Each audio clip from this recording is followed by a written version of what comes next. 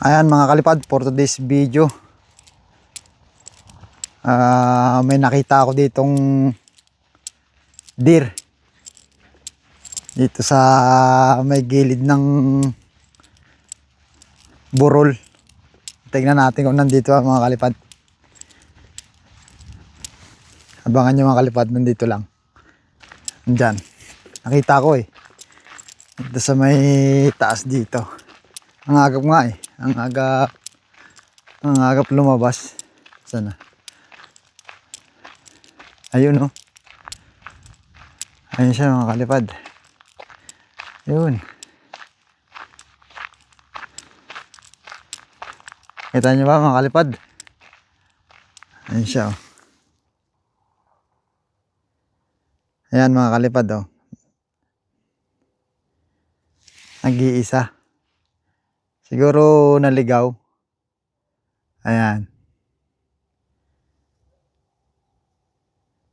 Hindi sila mailap ang mga deer dito. Hindi masyadong kagaya dyan sa Pilipinas na talagang takot sa tao. Yan, nakakalapit ka ng mga ganyang kalapit.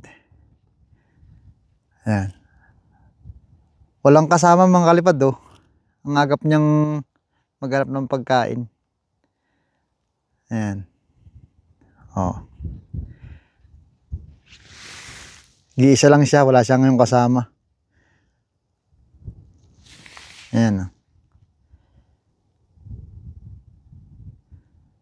Ayan mga kalipad.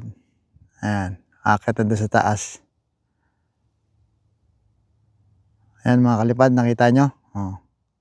Doon na, punta na doon sa taas. Diyan, palagi dito, marami dito. Pag yung pahapon ng mga kalipad. Diyan marami diyan paghapon. Diyan marami diyan nalabas paghapon. Ayan, mga naglalakad dito kahit dito sa harap po ng bahay. Kahit sa mga harap po ng bahay. Mapagabi lalakad sila diyan. Kinakain nga nila yung mga yung mga masetas. Kasi nung last year nagtanim kami ng ng talong. Saka kahit anong klaseng ng masetas, mga gulay. Maliban lang sa ampalaya, hindi kinakain yung dahon. Kinaumagahan pagpunta namin dun sa garden namin magdidilig. Wala na yung dahon, yung dulo. Kinain na ng deer. So yun mga kalipad. See you next vlog.